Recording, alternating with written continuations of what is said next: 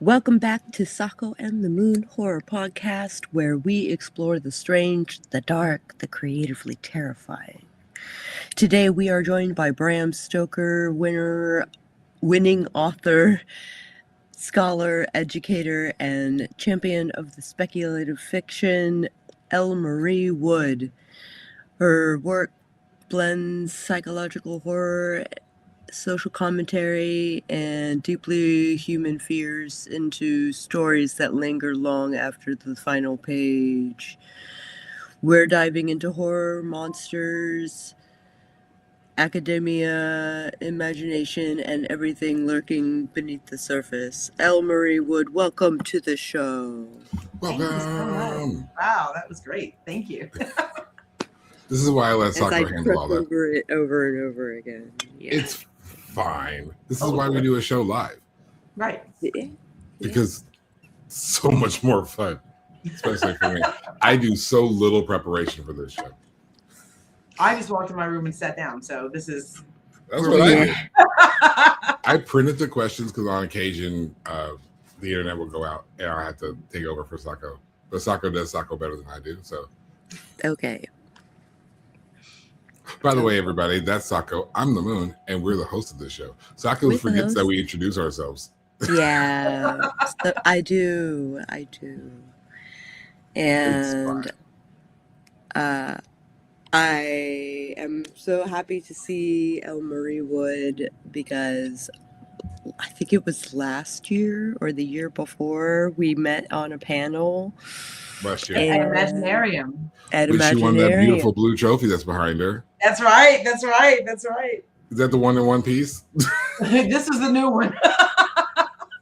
But the serenade was worth it, wasn't it? That was fantastic. Yeah. No, you did that belly dancing thing, didn't you, Sako? It was wonderful. And the Moon and I had a conversation in the hallway. Oh, yeah, we had a great conversation. It was great. I hope I didn't blow off a panel. I don't think I did, but I remember thinking, am I supposed to be somewhere right now? It's fine. I'm sure somebody would have came up and been like, hey, where were you? Yeah, I hope that's what would have happened. But you never know. You never know. It's such a good time at that convention anyway. So it's fine. It's fine. All right. I have 10 questions that start easy and get harder as we go on. Okay. So she's adding difficulty levels to things. Right. Yeah.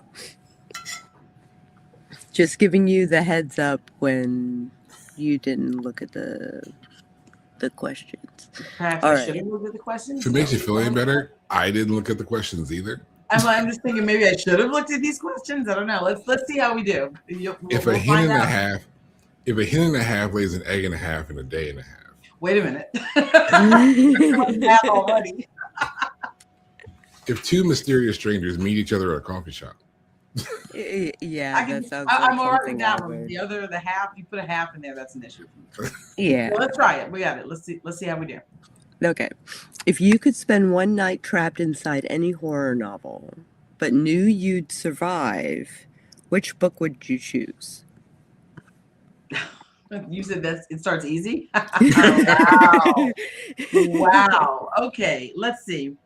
I think my knee-jerk reaction to that is Dracula, but it's followed closely behind by Rosemary's Baby. So I'm not really sure which. I'm going to go with Dracula because that's what came to mind first. Okay. I love vampires, and that's the one that started for me. Not really. Well, no, it did. That's the one that started it, but then I fell in love with Camilla later. So.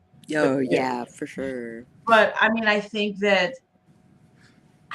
I would want to be in that one just because I'd want to see if I'm thinking about it the right way. Like I have the visual and the imagery the way I think of it now. Doesn't really look like that. So I would love to just stand there and look around. Not that I want to be killed. I'm killed. You said I get to survive, so I get to just watch. It's a guaranteed survival. Yeah, so I would just love to do all of that, and I would become a vampire as well. I'd be in the little harem of women. Listen, I would do all the things I could do if I'm not going to die. So. If you're not going to die, yeah. Window of opportunity. Yep. I mean, if I'm not going to die, I'm not going to put myself in the victim's position. I'm going to absolutely be an antagonist, and I'm going to be. Yeah. Oh, sure. Sure. So yeah, I think Dracula. That would be fun. Okay. You wake up tomorrow and discover every fictional monster has become real. Which one makes you immediately start updating your life insurance policy? Wow. That's terrifying. That's hard because there's so many of them. I think someone asked me a similar question the other day in an academic conversation. It was similarly structured, and it terrified me in that if for some reason, and this is not a horror monster, but I'm going to give it to you anyways because we have, it can add to the conversation. But if you saw an anatomically correct angel in front of you, Oh, sure.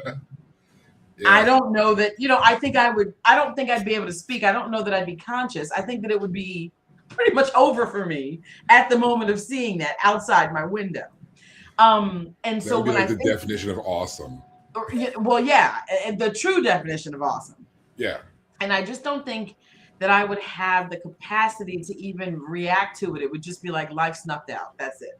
But the same kind of thing, interestingly enough, would be Godzilla, I think. Oh yeah, I'm game over with that. If I really, because I personally love Godzilla. I was actually playing a game. I was playing a game on Father's Day that you were shooting, like, the VR thing, you had the headset on and you're fighting these monsters, and then Godzilla showed up and I didn't want to shoot it because I love Godzilla. I just love him, but I don't like the new one. I like the one from back in the day, the 60s version that was upset about being bothered and then was going to help everybody, but still really hated the fact that he had to do this. This new one now, I just can't. He's just so angry all the time. I can't stand it. But still, at the same time, I don't want to hurt it. But if it's outside my door, I think I'm done. You know what I mean? I think I'm done. It's like, you're so cool over there. Right. Right. Like, why are you walking in my neighborhood? The next step is on to me. Oh my God. And I wonder. Like, I know that, you never know what you're going to do if you see something terrifying. I don't know that running, because I think at some point that's too big to run from. I mean, I could maybe get away with one step and the next step it's got me, right? So I think I'd stand there looking at it and have all the emotions of the same with the anatomically correct angel standing in front of me. Like, it's so huge and so like, what can I do short of dying in front of its feet, at its feet? Yeah. Like, well, that's a wrap. Easy for you. That's a wrap. You bite me or step on me or whatever. I'm just going to die. That's it. It's simple. So I think it's that. I think because the other ones are, yes, if I saw Frankenstein's easy. If you saw, although I don't know, I don't think I'm afraid of Frankenstein. But if I saw, Dracula or any other one coming to me, I might be like, we gotta run. But with Godzilla, I'm just gonna be like, oh, and just pass out. Pass right out. So That's fair. Yeah. I think that's a fair answer there. You know what I mean? I don't know. I just think. I mean, what do you do besides run sideways? Right. That's all What you people do. never do when a building is falling. Never. They run Building right is in the falling same down path. like this. I'm like, It's why like- are you right in the same path of It's that like, thing? go left. Go Right. left. Just left. Just If it's all, if I can see it in front of me, it is way too late now.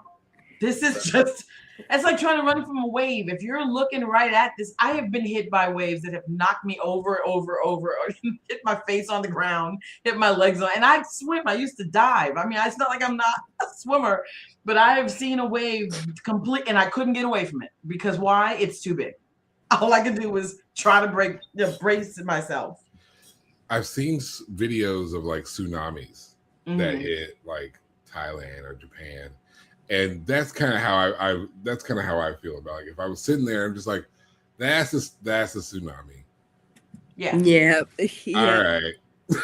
Like, what do I There's do? no escaping that wave. The wave is like 20 feet tall. It's like billions of gallons of water or whatever. It's just like, Yeah. all right, I'm on the street. I got nowhere to go. It's Where like, can I even try to go? like, all right, I can't fight gravity and water. Like, it's. Yeah. And I mean, I'm telling you, if a wave, it's terrifying because if a wave at the beach can knock you over and make you hit your face on the ground, imagine what a tsunami can make you do. Yeah. So. The undertow. Mhm. Oh yeah, yeah, that's game over. Okay. Maybe that was the answer. A wave. The wave. The deadliest creature on earth. If your subconscious was haunted by one creature that represents your greatest writing fear, what would it look like? Oh, that's a great question. It would look like the back of someone. It would look like the back of their head, like the back of the head and their actual back. Because my greatest writing fear is that I'm not reaching anybody. So the beast would just be the back of somebody. Oh, Multiple wow. backs That's a would be good great. answer. That's Wow. so deep. Right? See? Can Ooh. you explore that like for a second? Like what like that why is that your greatest writing fear? Well, I write for myself, but at the same time, myself would like to reach people, if that makes sense. And it's not necessarily that, I was disabused of the notion that I'll be a millionaire years ago. That's not, hey, if it happens, fantastic, but that's not the goal that you can't come into writing assuming you're going to make tons and tons of money. And I know, Ain't that it? right? Well, and some people do, they really do. And I get it, because I did too. I get it. But you learn early on that's funny, right? So you just hope, though, that you are actually not just speaking into the void, if you will.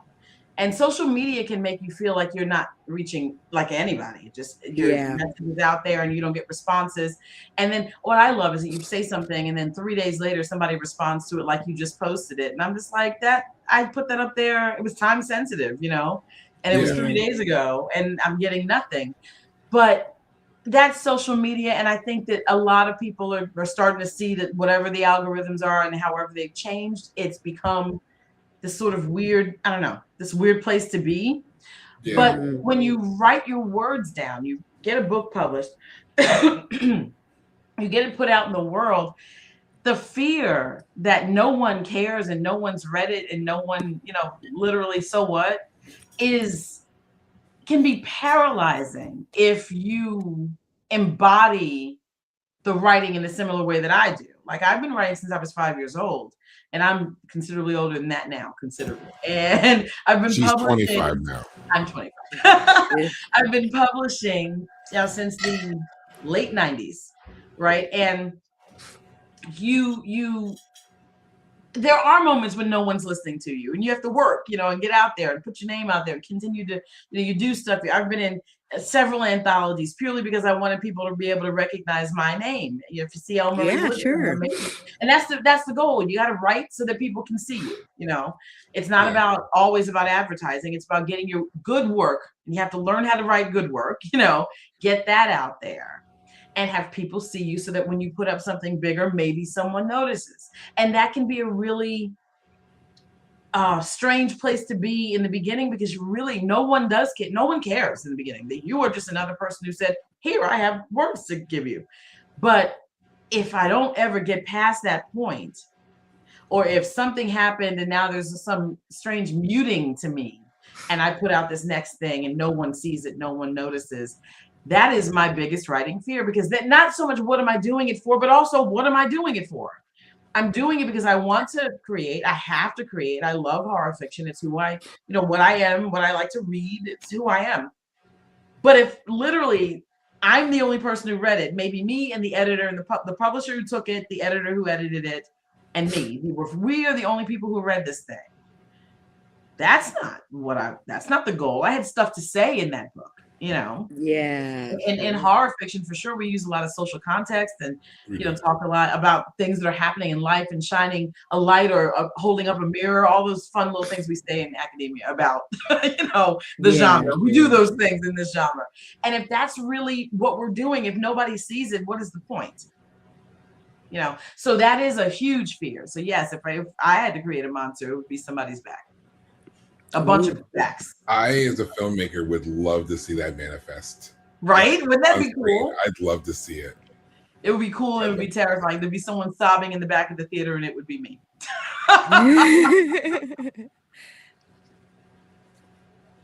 Okay. You have to teach a college course taught entirely by horror villains. Ooh. Which villain gets tenure? Which villain gets fired after the first week? The vampire gets tenure. I mean, oh my god. I think vampires are tenure. Like, yes, they're the embodiment of it. Indeed. Who gets fired? These bugs. All these bug antagonists, get out of here. I just, you're creepy, but that's it. You're creepy because you're big and you're a bug. You're a big, creepy bug. You know, nobody likes, I don't know, some people like bugs. I mean, I say nobody, but nobody wants to. Oh, okay, most people don't want to see a big old cricket. I don't know. I'm hard to, because I'm like, the bugs would be fired immediately. The bug would come for the interview and I wouldn't hire it. So we can't have the bugs teaching the culinary program. We can't do that. No, you can't even be near it. We're going to be sued. Can't be in the same building. Can't have them onto campus. But I mean, I wouldn't, you know, I think that the zombie has something to say, right? The zombie has something to say because the zombie has longevity that really is unexplainable, you know? And I think that it touches upon the fear of, you know, this is what it looks like. So we are fearing death in the first place.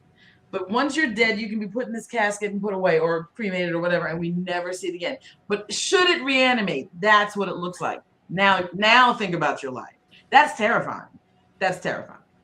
As someone who just went to the cemetery that was in the Night of the Living Dead, I went there 2.5 weeks ago.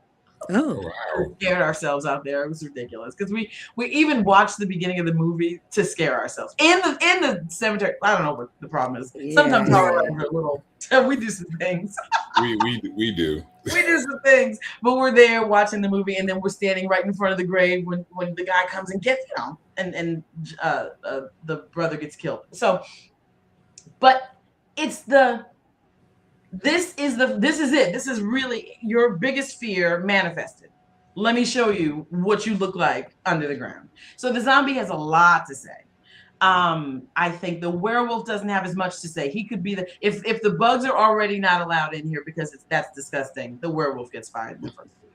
I don't love werewolves. I don't know. I think that I don't love them. They have no autonomy. They just kind of. They have no agency at all. The moon comes. Now I'm a werewolf. Now that's it. You bit me. Now I didn't want this, but you bit me. It depends on what lore. Well, if we're talking about lichens, that's different. But a traditional werewolf, the moon is full and now you are a wolf. You can do nothing. You don't remember anything. You've gone out here and wreaked havoc. You wake up naked in the woods. I mean, I don't know. There's not a lot to be said, but the vampire has oh my goodness. The vampire can talk about so many different things and how vampirism is not just sucking the blood. It's energy vampires. It's, you know, what's that story? Luella Miller? Is that right? Luella Miller. Let me write that out. I'm going to go into, I have to know now. Luella Miller. This is why we do live shows. Yeah, I love it. Mary Wilkins Freeman, Luella Miller. Good. I'm glad I was right about that. Yeah, that's an energy vampire story. This woman is just getting her energies. She's sucking the energy out of everybody, and that is and it's the crazy degradation of the soul with that nonsense. So you have that. Then you have traditional vampire, the sucking of the blood. You have this whole sensual piece of that because there's a whole vampires have changed and nobody looks like the Nosferatu guy anymore, right? Everybody's looking like, you know, they sparkle now. They sparkle, they do. But then, you know, you've got this whole romantic piece of it, and I keep thinking, if it were you to try and make love to that, it's going to crush you because he's like stone. I mean, it's amazing. You have all these pieces that the vampire could bring to the table, and so they would get tenure. They would absolutely get tenure. Two things. One, I love that not too long ago I was having there was a whole presentation that was presented to me about sex with vampires and the complication of the logistics of that. Yeah. Oh my God, really? That was I'll tell you after the show. That was That's fantastic. Secondly, do you know Dan and Eva? Like like the way you just went in on vampires, I'm just like, have you met Dan Clef's dad, Eva Patrice? I have not, but I'm a huge vampire fan. I mean, I just think that They write are vampire books, and they have a show called a podcast called Vamp Chat with Dan and Eva. Well, let's go ahead and connect me, please. This would be I a got because I mean, I just think that there's so much to say. They just have so very much to say, and it's timeless. It truly is. But again, not to negate the other ones. I just think that for my money. I mean, you're running the college, so you're the one making that decision. That makes sense to me. So I bar all the bugs, though. They can get out of here. Yeah, no bugs. Jeff Goldblum, The Fly, you're out. Sadly, that's a shame because I would be interested in that story, but not at this state now. We know what happened to you, so yeah. What's a fear that society treats as irrational, but you think horror writers understand better than anybody else?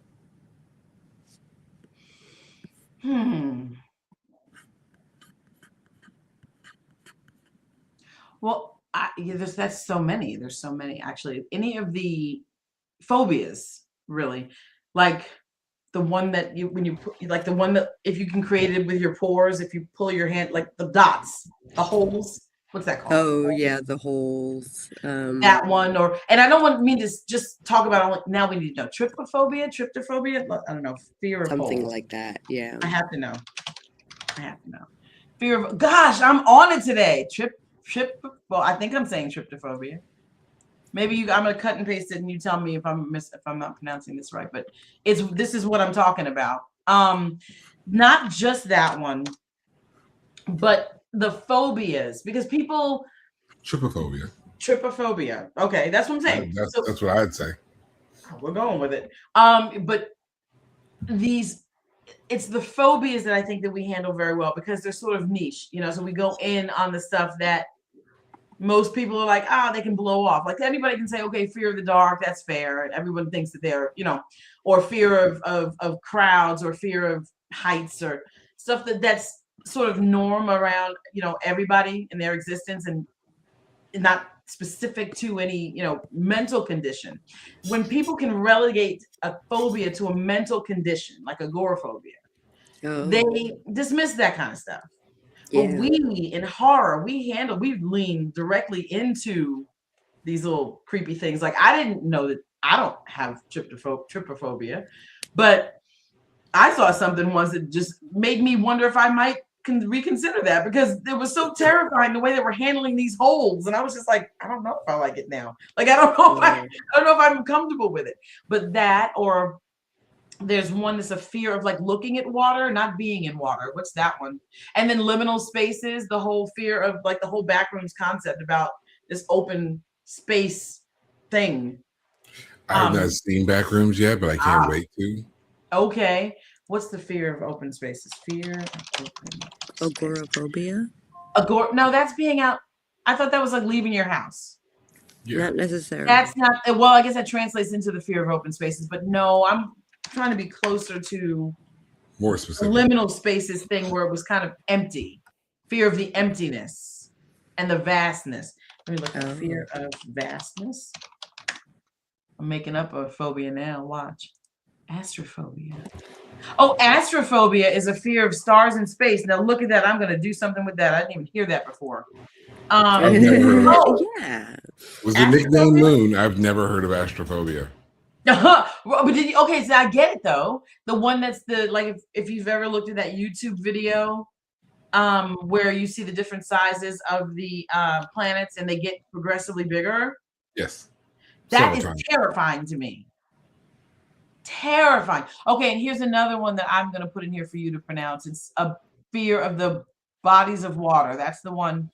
That's me. Oh, no. I found it. Aquaphobia is classified as the fear of water itself. So that's the one I was talking about before.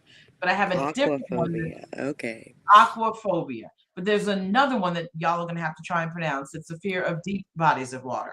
I think we're getting a little into the minutia of it all. I think people are going too doing too much with that. But at the same time, horror is not playing with you here. We will take this and run. That's a lot of phobia. I don't even know that. But it's deep water. So phobias. I think we really do a good job. Say it again. I have no idea. Thalassophobia. Yeah, we'll go with that. Yeah, thalassophobia. But I mean, horror will take these niche things and say, no, you're not imagining it. No, it's not, unimportant. No, it's not something we should blow off. Here, let me really frighten you about it. Let me dive in and make sure everyone knows about it. But the rest of the world can just blow that kind of thing off as, so what's the big deal? Why can't you get over? You don't have to get in the deep bottom of water. So your thalassophobia shouldn't be an issue. But if you the have water's shallow, why are you so upset about it? Right? We're just having lunch. There are movies that I will not watch, like Deep Water. Oh, you might have thalassophobia because the water is so I bad. do. And then you can't know what's underneath there. And so you're just kind of like, no. And so, what if we're just I'm afraid of the undertow. Yeah. Well, we've talked about what I think about that. If you say I'm just gonna have lunch on this little outside setting and we're gonna have our meeting and brown bag it and discuss blah blah blah. But the setting borders beautiful scenery, including this huge lake, and you have thalassophobia, your colleagues are going to be like, what is your problem? Just put your back to it. Oh no, put my back to it. Put my back to it. So I think we really lean into that kind of stuff in horror fiction. I think there's some story ideas boiling out of all this. That's right. What was that one thing I said to you?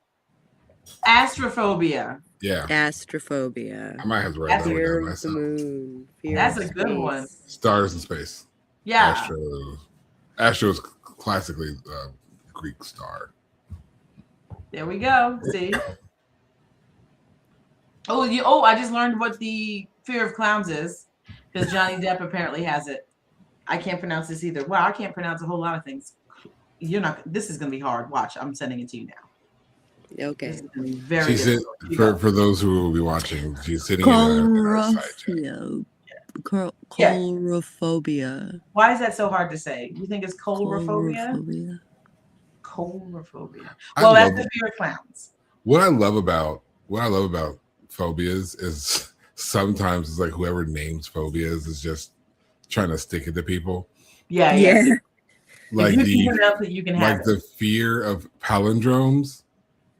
Don't ask me why that's a phobia. Don't ask me why. But a thing. Yeah. But it is a palindrome in and of itself. The fear of long words is also super long. It's a super long phobia. That's not fair. I know. Nice. It's great. You like it. I'm a terrible person, but I love that. Yeah.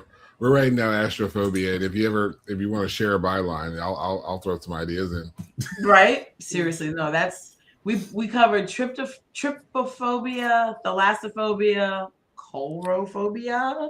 Yeah. If anyone out there can pronounce phobias better than we can, if you guys are more apt to this Greek, Latin, whichever one it may be, intros to prefixes, just hit us up. Let us know. Yeah, and help us out. We're sure we're botching it. But anyway. All right. You often explore psychological darkness. What scares you more? A monster under the bed or discovering the monster was inside the room the entire time? Ooh.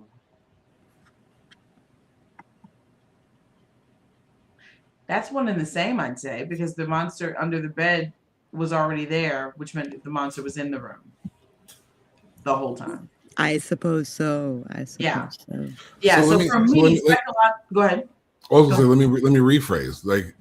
If you were going to paint a scene, which would be more scary, you're trapped in the room with the threat, or the threat is right outside the door. Right outside the door. Okay, I see. So, trapped in the room with the threat is the crux of psychological horror, because the room being me, the monster's inside of me, or something's happening inside of my brain to make this happen, right? And half the time, most of the time in my writing, I try to make sure you don't know if it's in you or outside. So I think the biggest fear is it being in me, because I can get rid of the thing outside. In me is a little bit harder to deal with, and I've got to battle and first reconcile that this is happening and then battle it. If it were to manifest physically, the thing in the room in the shadows is always more, for me, always more terrifying than the thing outside the door, because I've blocked myself from the thing outside the door. The thing in the room. But have I? Right. Well, it could be toying with me and I haven't, right? Or the thing inside the room is also toying with me just to see how long it's going to take me to either is discover it or, try to fight it. But if we were to be, be figurative and have it be inside of me, I am battling myself. So therefore the fight is not coming from outside. It's fully within. And that's, to me, more terrifying, because I could be walking around thinking that something is manifesting, but I'm doing it, or I'm experiencing. Oh, sure. Yeah. So I think inside, and that goes directly to what I write. Psychological horror is that I straddle that line all the time, and that's, for me, the scarier piece of it.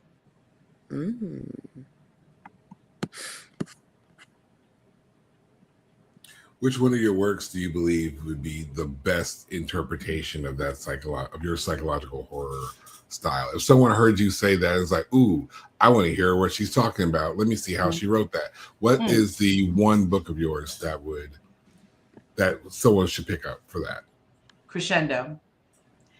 Yeah, the stuff I put that poor character through. Oh. I felt bad for him at the end. Crescendo is fully, he doesn't know if there is an external problem, okay, that he's aware of. But then he's having a reaction that is manifesting things. He can't be sure if it's happening or if it's inside him. And if it's inside him, what does that mean? How long has it been there? How does he fix it? What does he do now? Now, the thing inside him is attacking him. Is it physical?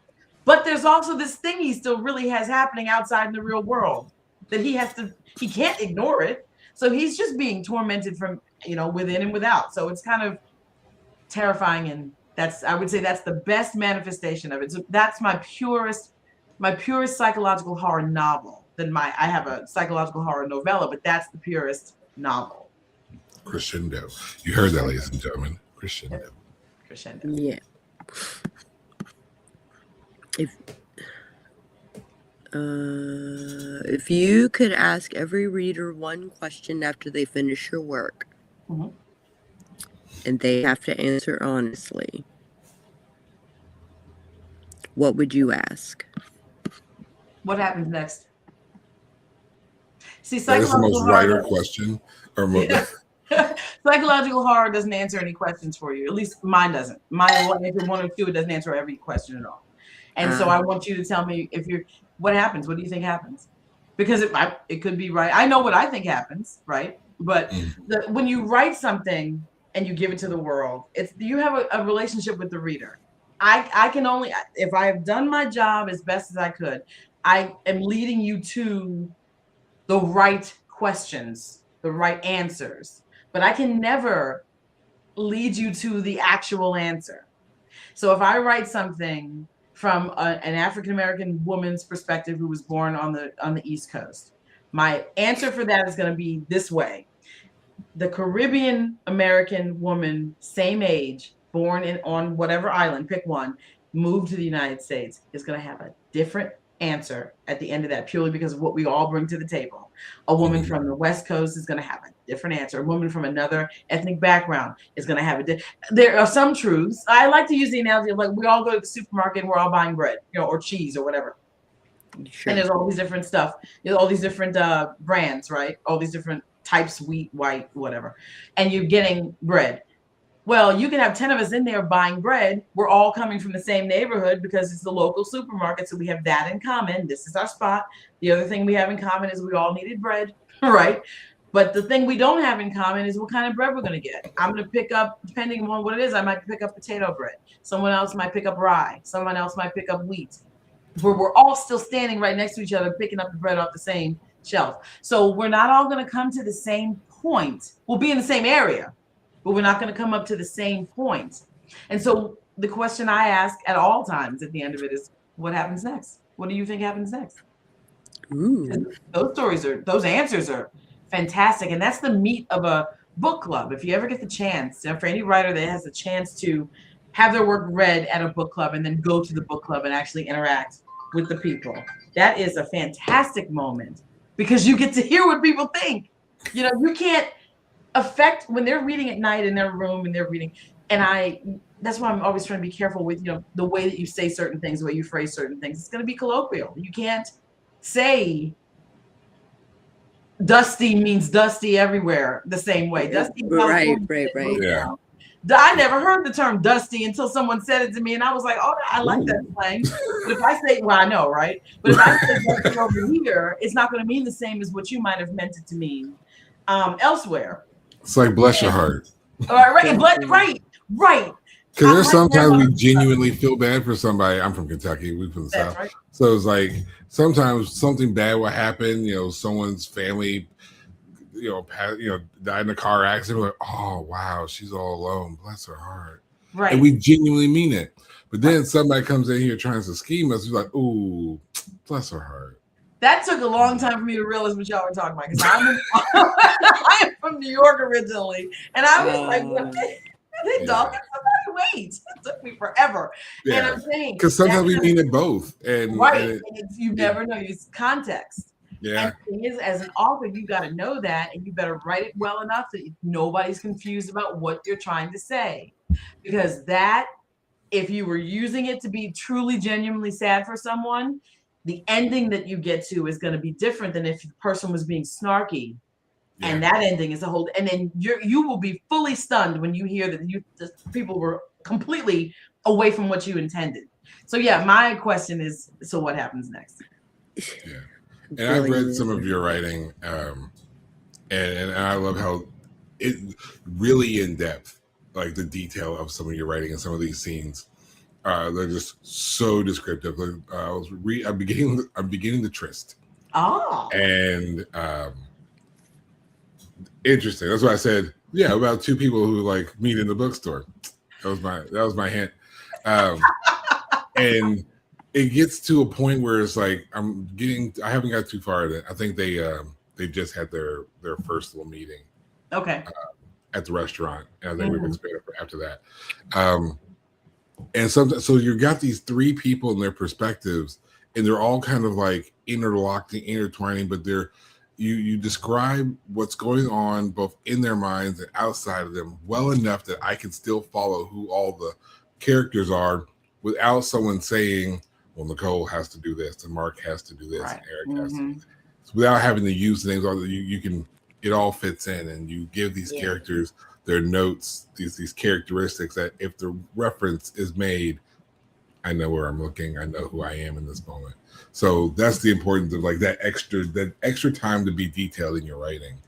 It helps long way through. Yep. And I think that, and thank you for that.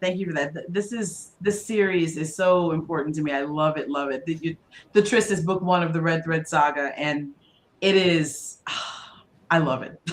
It's done. It's finished. I mean, I know where we are, so it's all finished, and so I can't. Well, I don't, so don't spoil it. I won't spoil it, I promise. But I'm just saying it's so close to my heart. I love it so much. So thank you so much for starting that one. But yeah, I mean, I think that, and that type of detail is important because of what I'm going to put them through, what I'm going to put you through as a reader. I want you to know what's happening and why. And so that there is no, what happens next won't be, well, who did that happen to? I was confused. It's not confusion. It's the extension of the story. What do you think occurs? And if you watch a good psychological horror movie, you should be on the edge like that as well. I believe that literature should be conversation based afterwards. You should have the discussion and want to have a discussion about this media because it stimulated something in your mind. I think there's a lot of stuff, especially in horror fiction, that can really bring out conversation after. And that's what I'm striving to do. So it's one of the reasons we have this show, because we love to talk to horror writers, and concepts come up all the time. And we're sitting in these seats and we bring someone in, and that's why I always like say screw the runtime, because there's always a conversation that comes up, and I just want to like dig deeper into the conversation and just have it. And Sako's like, hey, we're live. We got stuff to do today. I'm like, you're right. So anyway.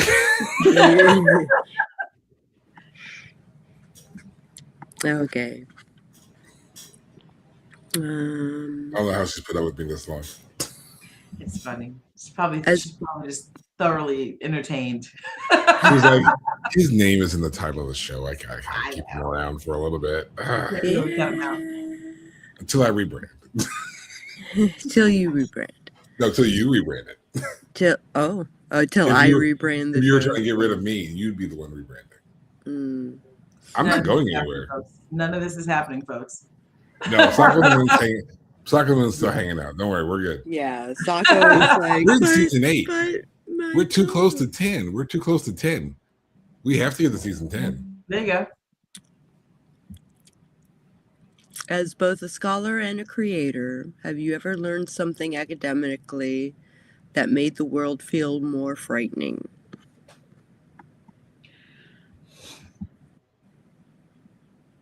I don't know about that. Oh. I don't know about that. I think that in our research, you come across things all the time when you're writing. You know, I'm a pantser, so I research as I go because the idea. Yeah, me too. I think I've shown this here. I'll just cut over to another window and start looking something up. But that's kind of how I do it. So I don't plan the research. Don't plan the plot. All that's just what it is. And so I think that as you go, you kind of bump into things that are like, oh, that's what, you know, why would that be happening? And because I deal with the stuff that's happening in your head, or I didn't realize that I was leaning towards the, you know, death and the approach to death and what happens after death and that kind of stuff so much in my writing. And I guess I do because it's part of the lived experience that I think is terrifying to anyone who's paying attention to it, you know, because there's outside of any, you know, religious or spiritual thoughts that people may have when they live in their daily lives. That this is not to challenge anything they might believe in that regard. The physical nature of the death, not the spiritual piece of what occurs, can be terrifying if you give into the thought. You know, that's what I'm saying. Zombies have so much to say. So I think something I learned when I was doing research for really, it was like, it wasn't even 200 words, I don't even think, just about hair. Like I learned that hair, I knew hair grew, but I didn't know about these nails growing like this at death, after death. I did not know about that. And I was really only looking for the hair part to confirm that I had just made that part up in my head. Then I got treated to a whole bunch of nails, and it was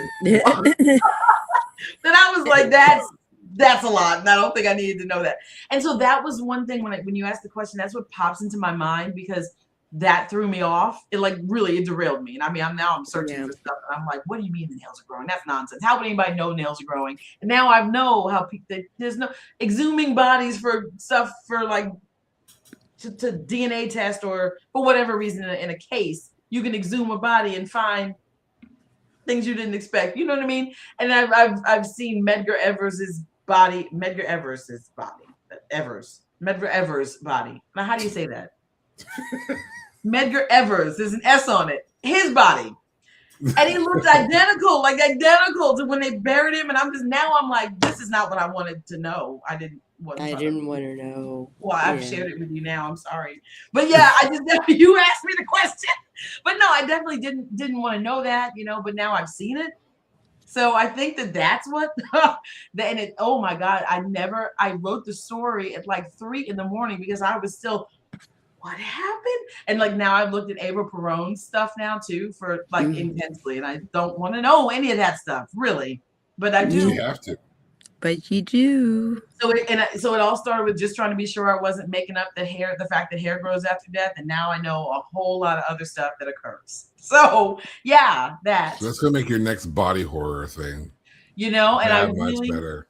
Yeah, right. If I wrote body horror, it would be good. I don't, which is funny. I have a friend who writes body horror, RJ Joseph, and I just, oh my God. It is so gross, the things that can be done.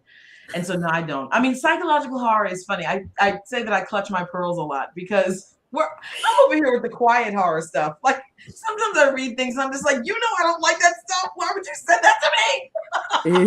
On your side, all the screaming is inside your head. Nobody else can hear it. That's right, because I'm placid in front of you, but in my head I am like,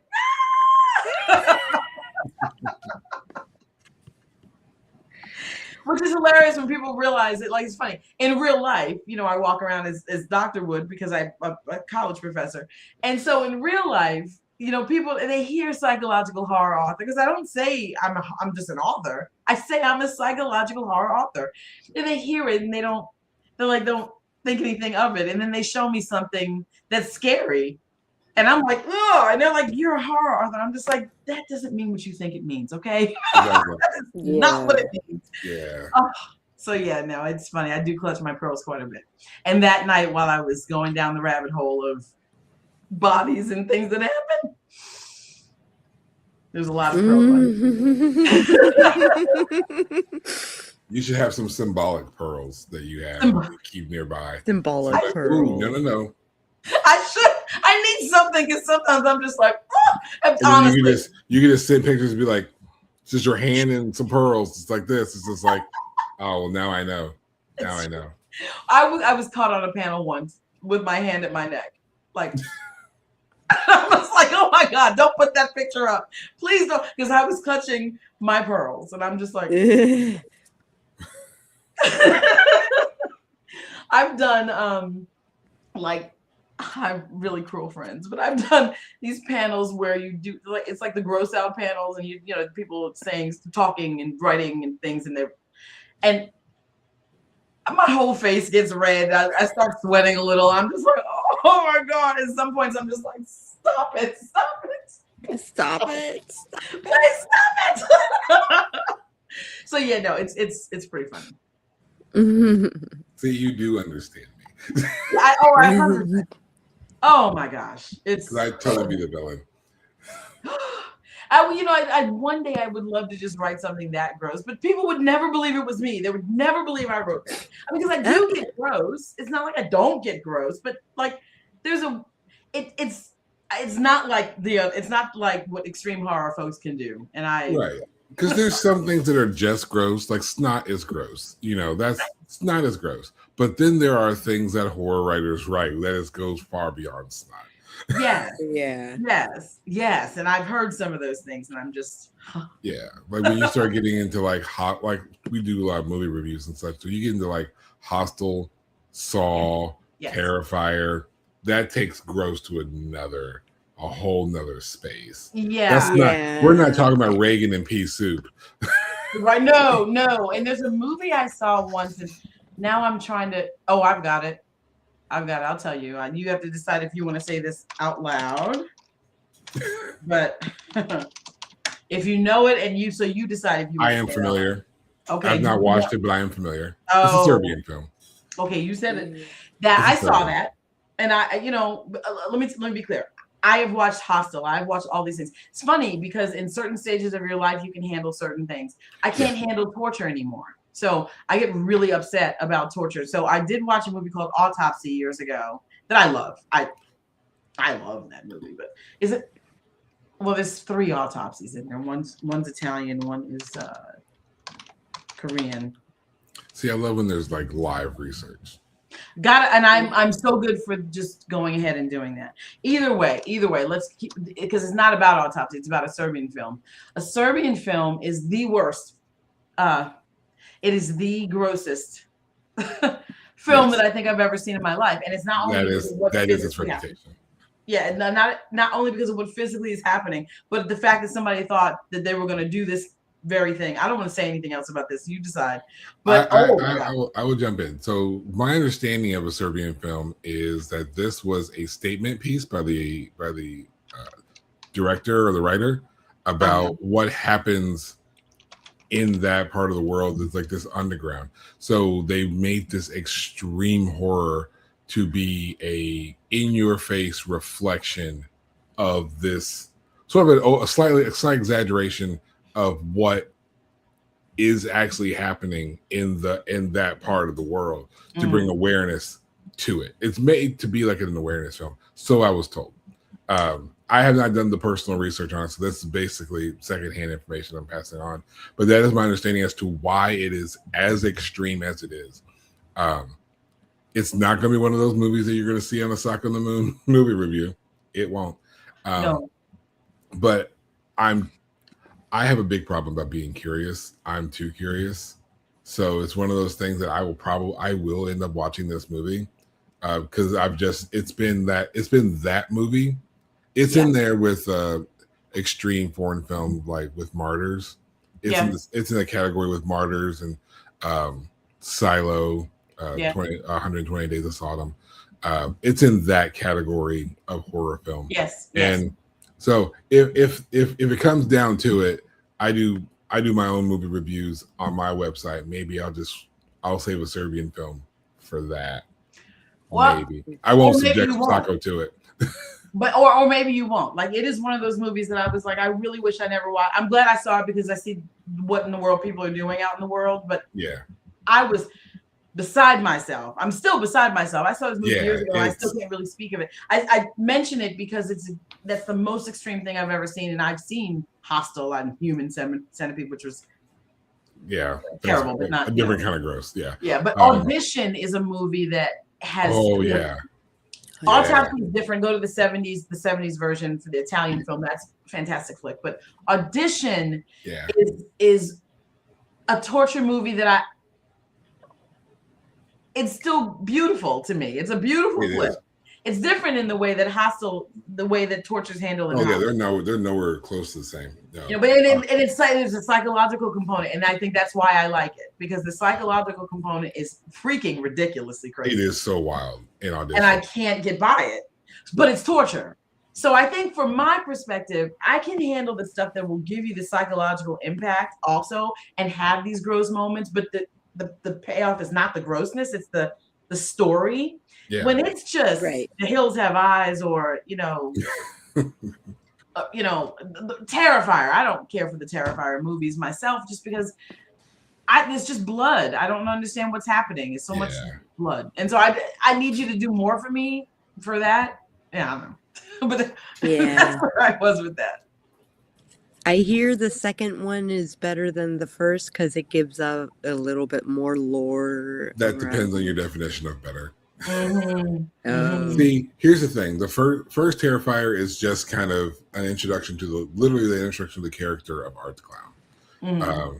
You already seen him in All Hallows Eve, but you really get Art the Clown in Terrifier.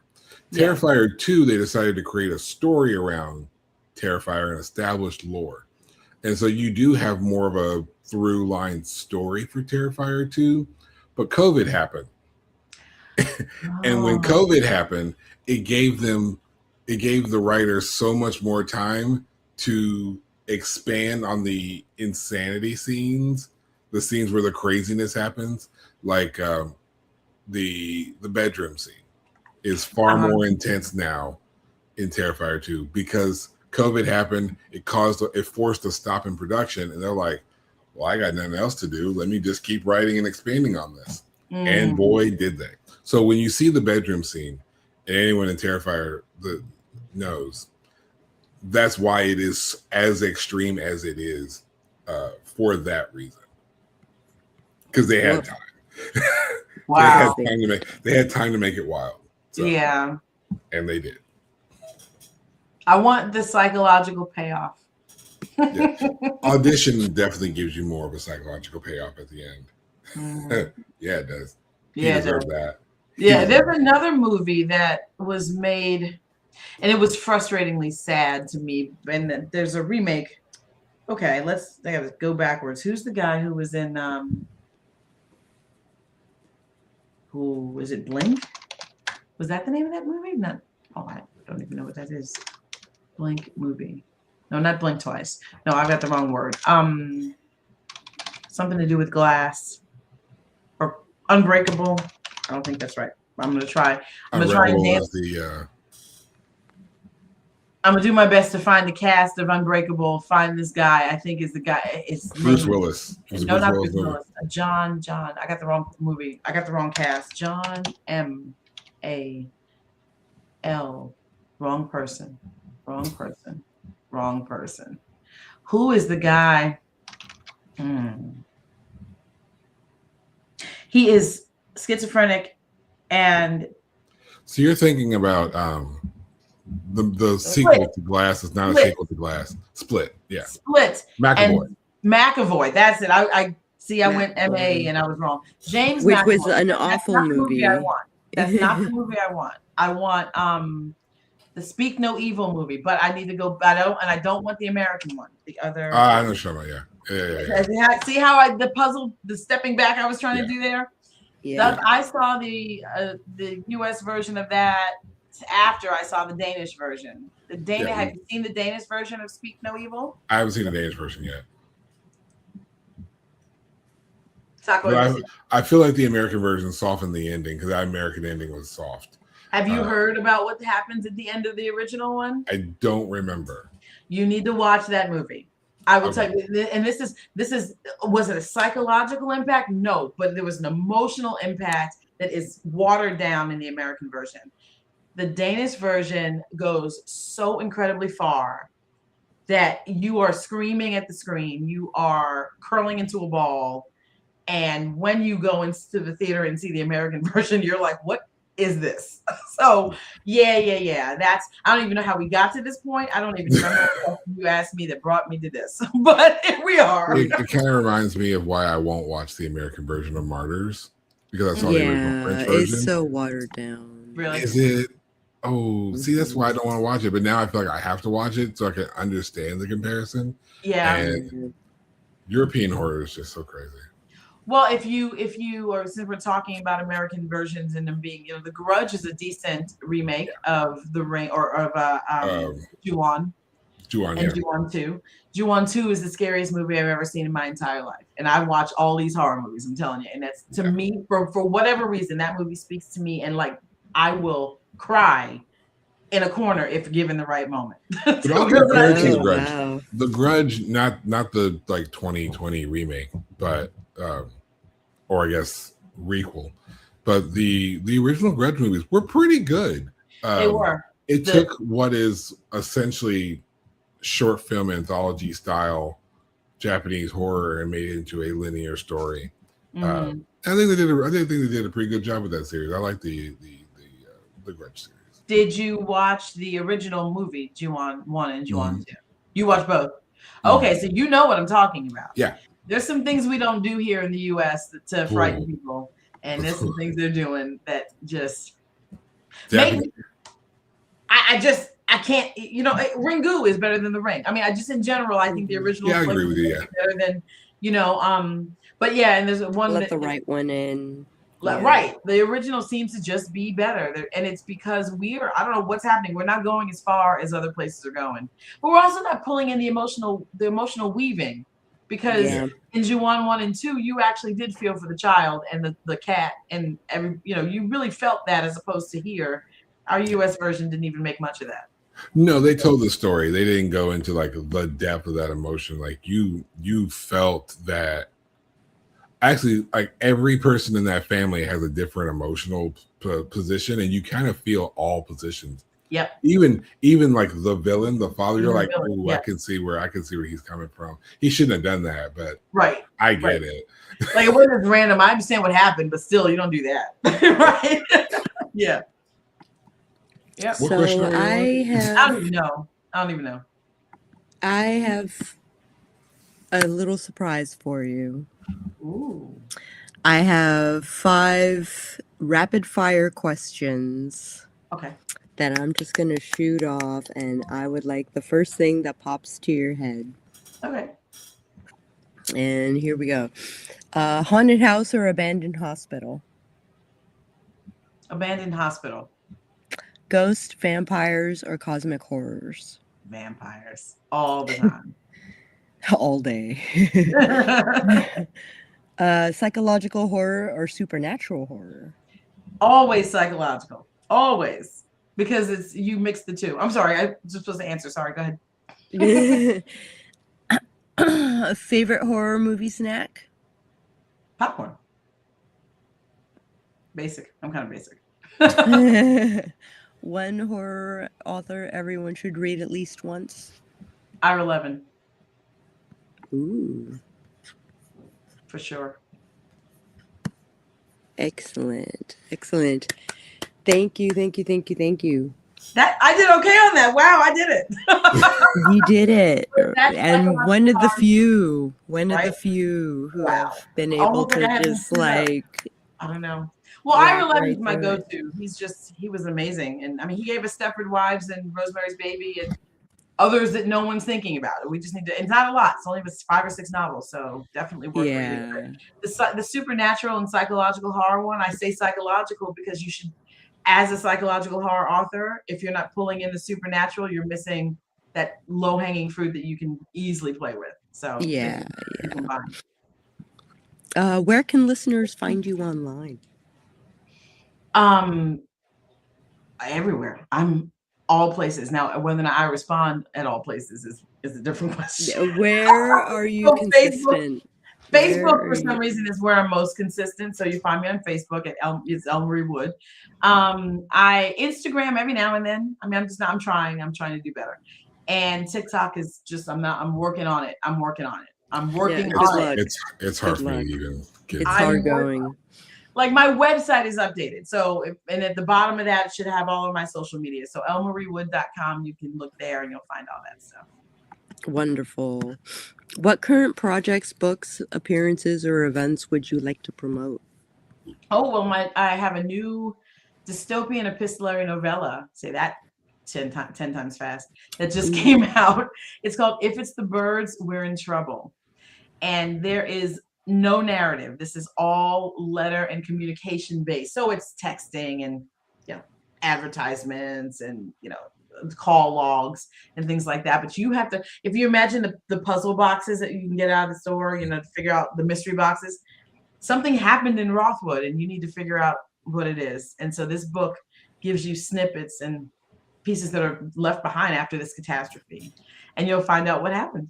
Hopefully you'll find out what happened. That feels like the best book club book possible, because you all go home with it, you all finish it and come back, and then just there's so much space for that. Yep. To conclude. Yep. So if you're within the sound of my voice, how about let me do the thing. I gotta do the thing. So if you're within the sound of my voice, then you should not only get this book. She'll have to tell you what it is. If it's the birds, we're all in trouble. If it's the birds, we're in trouble. Mm-hmm. I got mostly right. And suggest it to your book club. If you don't have a book club, start a book club and start with this, because I feel like this would be the kind of book that would really get your mind going and really open the door to exploring horror, especially if someone doesn't like horror. I feel like this would be a great gateway for those out there. Absolutely. Now put the microphone down. Okay. Absolutely. The other thing I'd like to talk about is my Slipstream series that's apparently being read now. It's called the Red Thread Saga, but the first book is The Tryst. The second book is Origins. Both of those are already out. Book 3 comes out on July 14th, and it's called Imprint. Yeah, we're releasing it all year. So all 5 of the books will be out before the end of December. So you can, if you have people in your life who love Slipstream, really, and if you don't know what Slipstream is, let me tell you this. It's literally slipping in between genres. You can move within each of them seamlessly because you're not confined, which means you're not confined to any one set of rules. So the first book, The Tryst, is all of them are science fiction and horror, but the first book is heavy on the romance, and you'll know why as you keep going. Very big romance component, decent science fiction component, and the science fiction is the overarching story for all of them. The saga in and of itself. The horror is light on this one. That's okay, because in book 2 the horror is extremely heavy. So there's heavy horror in book 2. There's romance in book 2, and again the science fiction.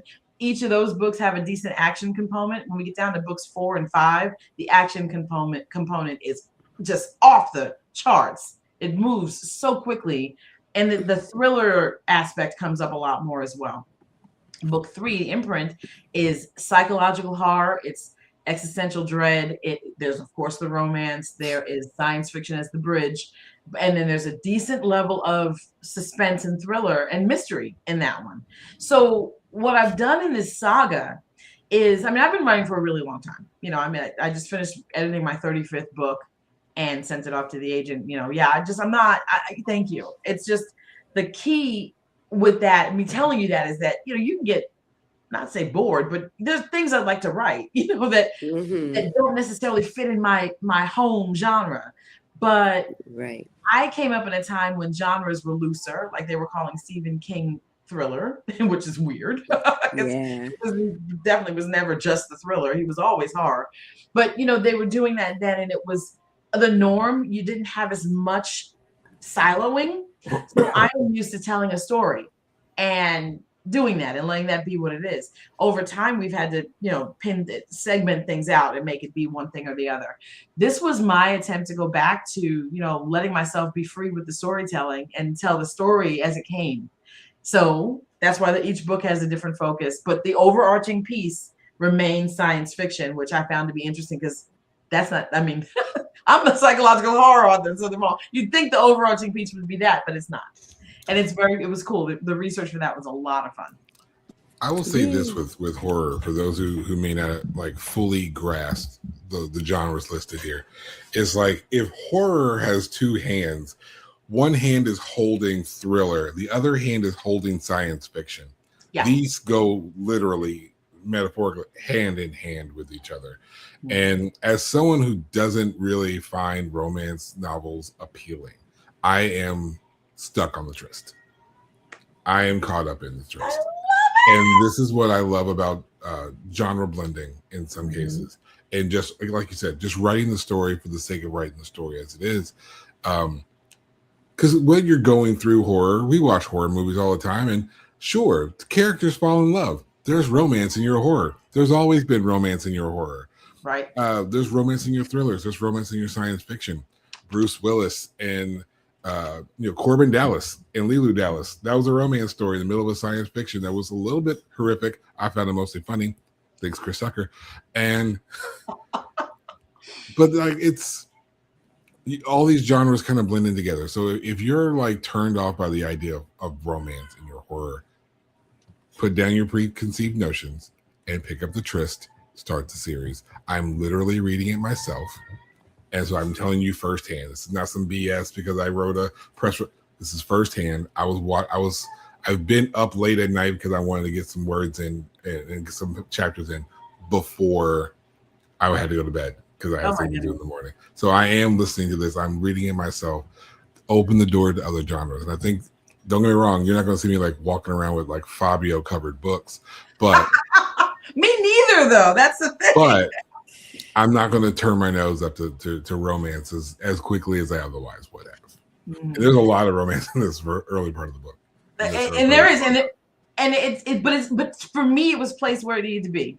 I feel like it makes sense. We are clearly setting some sort of foundation. So I look forward to seeing how this building gets constructed. Yes, thank you for saying that. I really appreciate it because I understand. I get it. I am a horror author. But romance and horror are the two genres that are dependent upon emotion to be successful. True. So it's a lived experience piece, and it has a point. There's a point to it. So yeah, I agree. Thank you for that. I really appreciate that. That was awesome. And finally, tradition demands it. Pick one horror movie for our audience to watch tonight and tell us why. Ooh. Well, my favorite movie, I think ever. No, maybe not ever. My favorite, maybe ever. maybe ever, is Angel Heart. 1986 or 87. Lisa Bonet, Mickey Rourke. What's his name as well? Oh, that's funny. The biggest star. The 1987. Yeah. I think it would be 86. Angel Heart. When did that come out? 86. No, 87. Golly, I've been right on. Every time I said something. De Niro's in it as well. But Mickey Rourke and Lisa Bonet. Now, the reason is why. Is it fully horror? No, it's not traditional horror, but it's psychological thriller, which you watch it. It's horrible. It's horror. Not horrible. It's horror. It's definitely horror focused. The reason why is because, again, psychological payoff. I watch this movie every year. For some reason, either to write about it, talk about it, or just because I'm going to watch it. I see something different every single time, which is insane. It's not a new movie. Okay. There is this discussion that's underlying, it's like laying underneath that focus of what you're seeing on screen, the discussion about the afterlife, the meaning of life, what you do with the life you're given, and the choices you would make thereafter that can impact not only you, but other souls that come behind. There's a classic good and evil. Then there's this moment where you have, is this what I love, the psychological component? Is this happening to me? Or am I hallucinating? Or am I having an event now? And I didn't know I was even going to be prone to this, but here it is.